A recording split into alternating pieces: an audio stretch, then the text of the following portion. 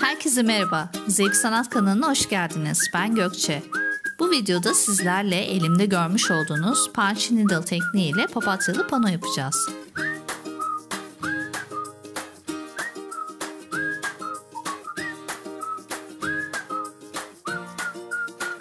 Bu panoyu kalın punch iğnesiyle çalışacağız.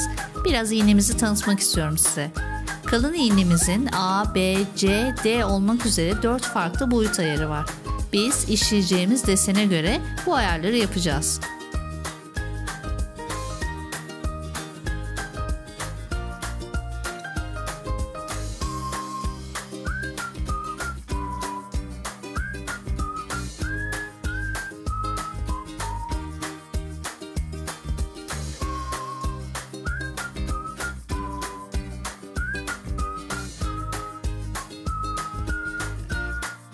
İlk olarak papatyamızın tohum kısmını yapacağız.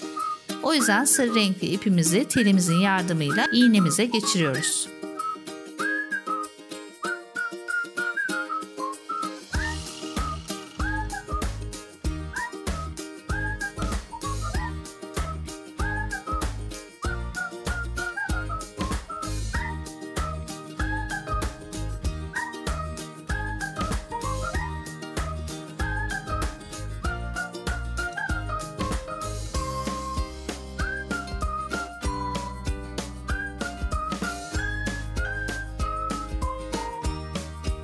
Papatyamızın tohum kısmını A ayarına getirerek kasnağımızın arka kısmından işlemeye başlayalım.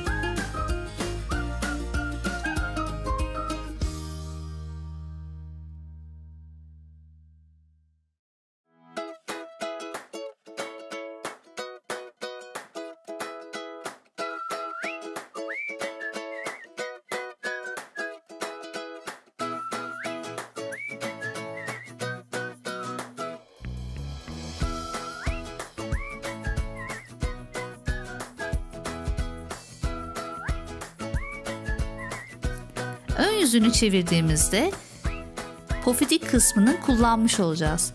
Şimdi çiçek yaprakları için beyaz rengimizi alalım. Ve ayarımızı C yapalım.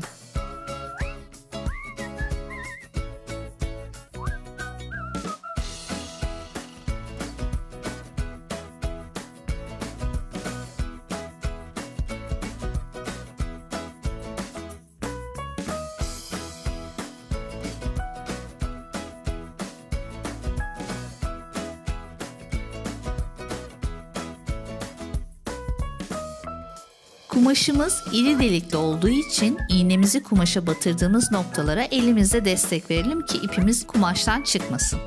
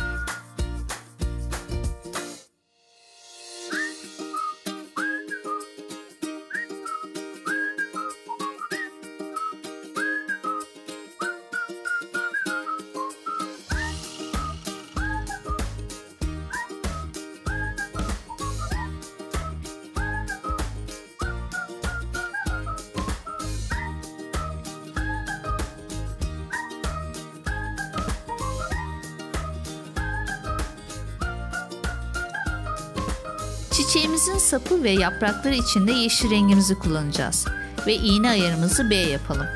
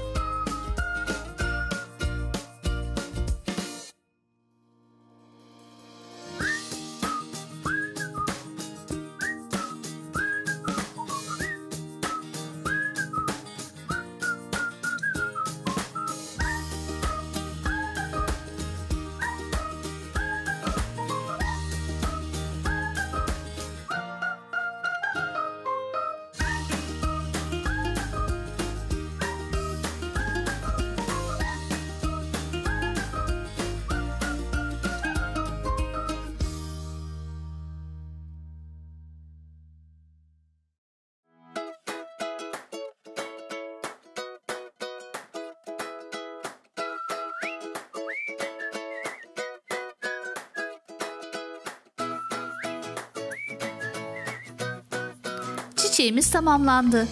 Kasnağımızın arka kısmındaki kumaş fazlalıklarını makas yardımıyla keselim ve sıcak silikon yardımıyla kasnağımıza yapıştıralım.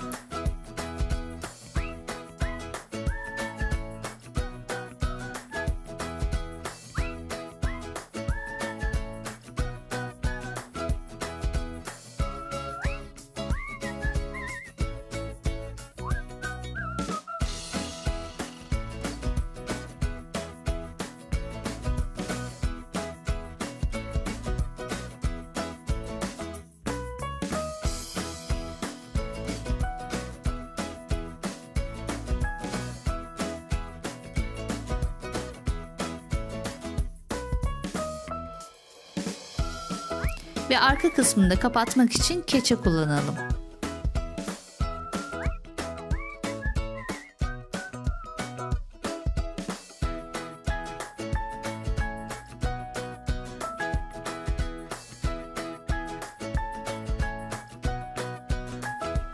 Ve artık papatyalı panomuz hazır.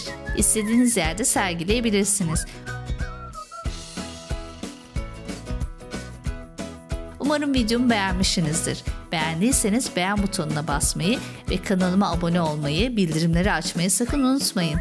Kendinize iyi bakın. Bir sonraki videoda görüşmek üzere. Esen kalın.